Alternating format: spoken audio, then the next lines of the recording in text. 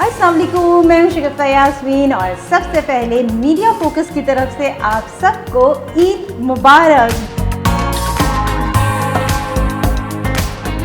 जब सब दोस्तों को मैं बुलाता हूँ तो दोस्त भी सब आते हैं और इस तरह से ईद की मुबारकबाद भी देते हैं।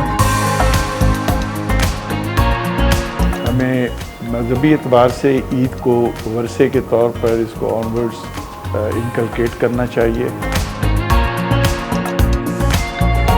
जितने भी मेरे साथ लोग हैं, चाहे वो हेल्पर्स हैं, मेड हैं, ड्राइवर्स हैं, जो भी हैं, उन सब की ईद उसी तरह हो जिस तरह मेरी अपनी ईद है। चाँद छुपा बादल में